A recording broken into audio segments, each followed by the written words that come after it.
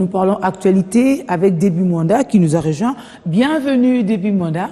Merci, Julie, c'est tout en haut, c'est une femme, et puis voilà, ça se discute pas, ça ment pas, on peut le voir. Alors, 4 titres d'actualité, c'est ce que tu as retenu pour nous ce matin. Nous commençons par la visite de compassion à Goma par le ministre Banamouéré.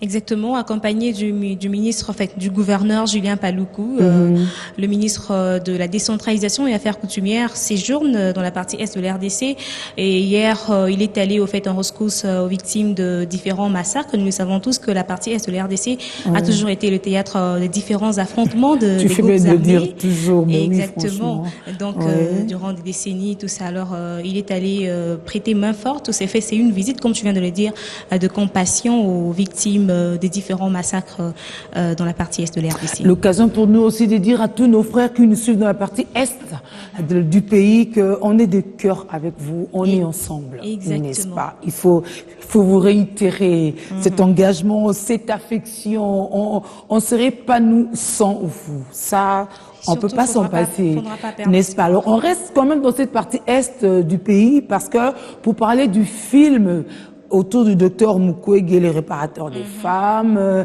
la colère d'Hippocrate, au fait, ça aussi, ça relève des faits qui se sont reproduits là-bas autrefois. Et finalement, ce film a reçu le quitus du gouvernement. C'est depuis avant-hier que ce film a été diffusé sur la chaîne nationale. On attend la plus large expansion de la diffusion de ce film.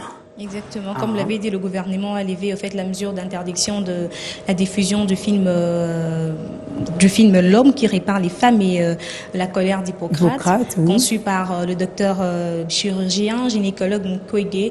Et donc c'est un film qui relate au fait les faits des femmes qui ont été violées dans la partie est de la RDC. Mais il y a quand même un extrait que je vous propose de suivre, un extrait de la rédaction, bien sûr. Volontiers. Sasa nilikuwa kutravai tunaendelea hamwe wakifika wakiacha wananichomeka kisu nafasi moja hivi vya mtumbu vilishauza vyote, ndio vile wakinifikisha msale dope. Kulikuwa basoda 5 walikuwa wananichunga, bale basoda wote balinipita hako na mimi wote nishakuwa kunilala na nikakuwa déformé. Ces témoignages, autrefois nerfs de l'interdiction du film L'homme qui répare les femmes, la colère d'Hippocrate. Les Congolais peuvent désormais suivre ce récit qui se déroule sur Kivu, dans la partie est de la République démocratique du Congo, où, pendant plusieurs décennies, la guerre a laissé des traces horribles. Des milliers de femmes violées et éperdues témoignent de la touche curative d'un médecin traitant à l'hôpital de Pandi.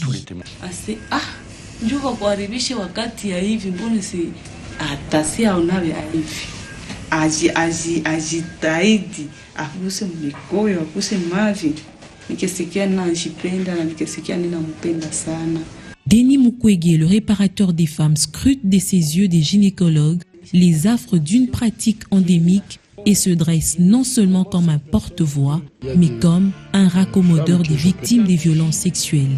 Dans les zones de conflit, les batailles se passent sur le corps des femmes. Un film à suivre absolument qui révèle les faits inédits de ce médecin congolais et raconte son combat pour la survie des femmes au cœur d'une société décimée par l'angoisse. C'est une machine de guerre, puisqu'on est devant une machine de guerre qui brise les femmes. Nous, on met en place une machine de guerre qui est celle du témoignage et de la protestation. Nous, on témoigne de ce qu'on a vu, de ce qui se passe, et puis on demande à d'autres de prendre leurs responsabilités. Moi, je pense quand même qu'il va avoir une bonne audience. Est-ce qu'il va avoir des effets concrets sur l'action? Ça, je ne sais pas. Ce qui était le plus difficile, c'était de faire comprendre qu'on ne pouvait pas prendre tous les témoignages. Parce qu'évidemment, chacun venait pour dire « et moi, mon histoire », etc. Disait « oui, je sais bien, on peut vous enregistrer, mais on ne pourra pas tout garder parce que la matière est trop abondante ». Non, les gens avaient ce besoin, et c'est la force du Congo, c'est la force de ces femmes, c'est cette capacité aujourd'hui à dire « il faut que ça cesse, donc il faut parler ».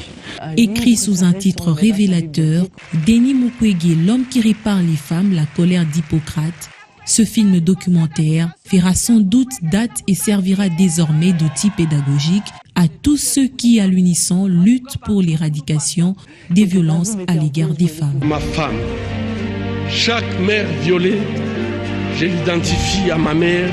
Et chaque... Notre souhait, c'est vrai, et que la leçon passe vraiment, que cette leçon puisse atteindre chacune des couches concernées pour qu'on se dise plus jamais de guerre, plus jamais de violence, plus jamais ces stigmatisations de la femme, surtout pendant la période de guerre. Parce qu'aujourd'hui, lorsque nous parlons des violences sexuelles, c'est vrai, ce n'est pas seulement en temps de guerre, en temps de paix aussi, on sait décrier ça, c'est comme ça qu'on parle des violences même conjugales et tout, mais notre souhait en tant que femme, en tant que population, en tant qu'humain, en tant que citoyen, c'est que ça cesse à jamais. N'est-ce pas? En bon entendeur, salut. Alors, Déby, c'est hier qu'on a commencé de façon officielle les vols avec Congo Airways. Ben, on peut dire que c'est une bonne nouvelle pour les uns et une mauvaise pour les autres qui trouvent que c'est assez, le coût est assez exorbitant. Alors, comme tu l'as dit, ben oui, les vols commerciaux de la compagnie nationale aérienne Congo Airways ont débuté hier et le coût du billet revient comme ça à 241 800 francs congolais, aller simple avec 40 kilos de bagages, en raison de 30 kilos comme bagages accompagnés et 10 kilos de bagages à main. Donc la compagnie prévoit un aller-retour quotidien entre Kinshasa et Lubumbashi en attendant l'ouverture d'une autre ligne. Voilà. Ah, d'une autre ligne, donc les Mboujima et les autres, vous pouvez encore attendre un tout petit peu, sinon ça arrive. Et on termine par le cuisinier. Hier, c'était la journée des cuisiniers. Ils ont été à l'honneur hier, comme tu l'as dit. Au fait, c'est une journée internationale, à l'échelle internationale. Nous avions célébré hier la journée des cuisiniers. C'est une journée en fait qui vise à susciter une sorte de reconnaissance et considération particulière aux cuisiniers, parce qu'il faudra les dire qu'ils jouent un rôle assez important dans la société. Ils sont là pour la création de nouvelles recettes et ils assurent également la renommée d'une entreprise de restauration. Donc ils ont vraiment, je pense, sur la planche concernant la renommée d'une entreprise. Oui, déjà que certains disent, mais est-ce que pour être cuisinier, faut-il aller à l'école?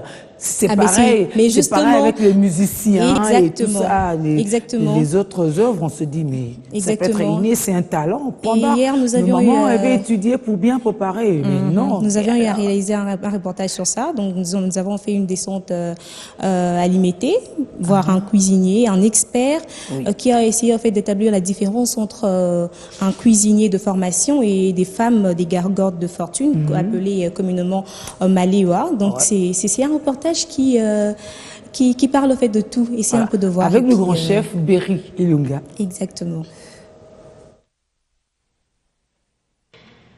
Rapidité, qualité, quantité et créativité, ces termes riment avec le cordon bleu. Ces chefs cuisiniers, experts en la matière, sont à l'honneur ce 20 octobre, une journée leur dédiée. Ces experts qui font de la cuisine leur domaine de prédilection donnent ici le profil de ceux qui doivent être appelés cuisiniers. Vraiment un cuisinier, je pense, c'est difficile. Je pense que toutes nos mamans, on a grandi avec des mamans qui nous ont nourris, elles préparaient, on mangeait et on n'est pas mort, on a vécu avec cette nourriture. Mais un cuisinier, être cuisinier, c'est aussi un métier. Ça veut dire que c'est quelque chose qui s'apprend, on va à l'école pour ça. Et on apprend des techniques de préparation, des techniques, comment faire des préparations, des dressages, des différentes choses. Donc un cuisinier, pour moi, au-delà de ce que nos mamans font à la maison, c'est aussi quelqu'un qui a fait de ce travail, de ça un métier, une profession. Il y a une grande différence entre ce que nous faisons et ce que les mamans font à la cité et ce qu'on appelle couramment les Maléwa. C'est très différent. Les règles d'hygiène ne sont pas du tout respectées. Ici, on a des procédures, il y a la tenue vestimentaire qui est obligatoire, il y a des zones qui sont séparées. Par exemple, ici, vous avez une zone pour tout ce qui est préparation chaude, il y a une zone pour préparation froide, il y a une zone pour la plonge, et l'accès est très limité. Des mesures sont prises par rapport à l'hygiène, par rapport à la tenue vestimentaire. Curieux, infatigable et surtout fin gourmet, le cuisinier n'a qu'une seule préoccupation, satisfaire les dégustateurs, ce qui pousse à dire que c'est un métier qui nécessite une certaine passion. Quand moi je suis dans ma cuisine, puisque c'est mon métier, je me dis que la personne qui consomme un repas qui sort de chez nous, que moi je prépare, elle doit être satisfaite. Et puis elle doit être contente de cette nourriture-là. Et et revenir encore chez nous la prochaine fois.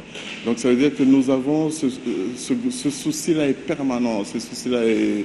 Dans tout ce que nous faisons, ce souci-là est constant, que les gens qui mangent trouvent une nourriture satisfaisante. C'est un métier, il faut déjà l'aimer. Être en cuisine, ce n'est pas facile, ça a des exigences. On a des journées interminables, hein. On se réveille tôt, des fois il faut aller soi-même au marché choisir les produits, regarder les produits qu'on veut, que ce soit des bons produits, et puis on vient en cuisine, on commence à travailler, et puis on va les servir des clients. On est à la disposition des clients, ça peut aller jusqu'à des heures de fois tardives, mais c'est notre travail. Donc il faut aimer ce travail-là, il faut être passionné. Il faut avoir ce souci-là de dire que quand je prépare quelque chose, la personne doit être épatée. Voilà. En croire des chevronnés en la matière, certaines recommandations sont à observer à tout prix. On creuse sa tombe avec sa bouche, parce que plus on mange mal, plus on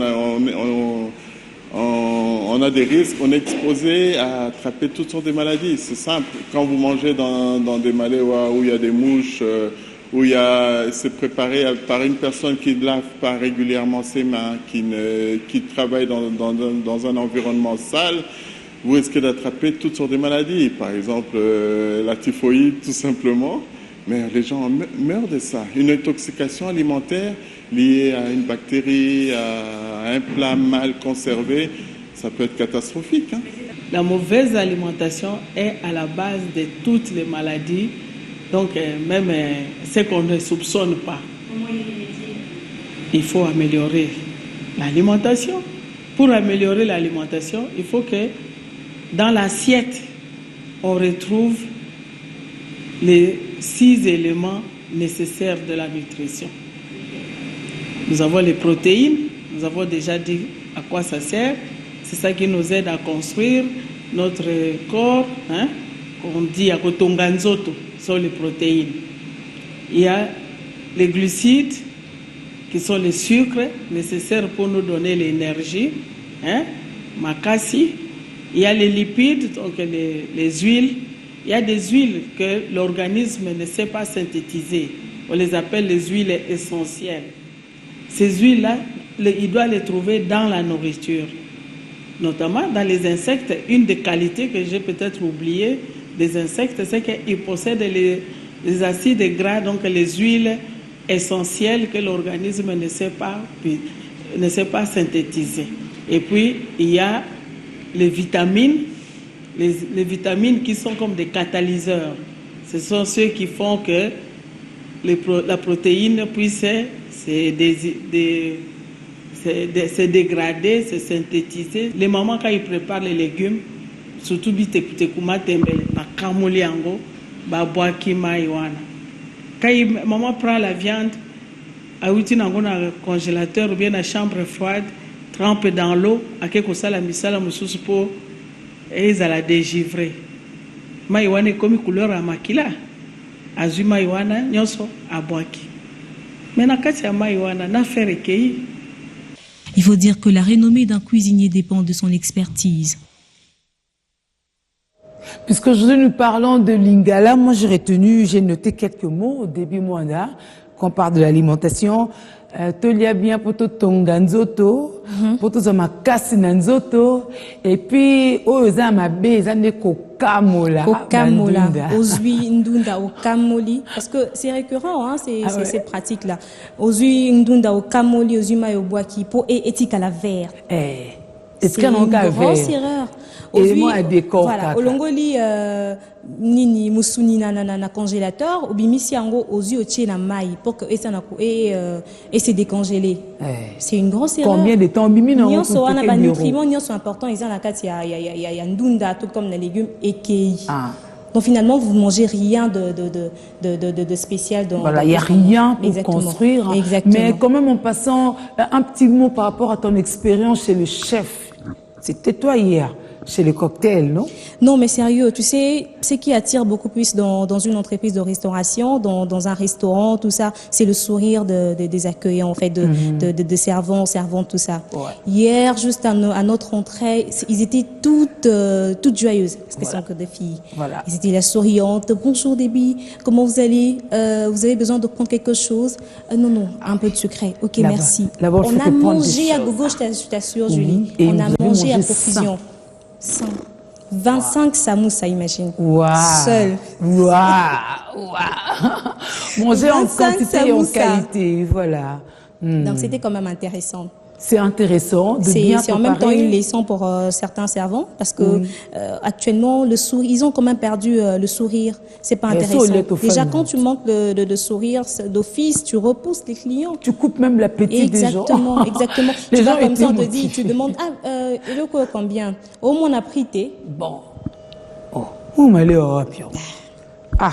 Il n'y a quasiment pas de différence avec des femmes de gargotes de fortune, des mamans malais. Mais oui, c'est pareil. C'est pareil. Donc il faudra quand même y ait une certaine démarcation entre des femmes de fortune et des restaurants classe proprement dite. Quoi. Voilà. Ça, c'est le distinguo que vous demande de faire, hein, début mandat. Exactement. Prière de bien l'observer. Sinon, bon, c'est du méli-mélo. On ne sera pas à vous démarquer. C'est important. Alors, début, merci. Merci beaucoup, Julie. Et à très vite. Exactement. Bye bye.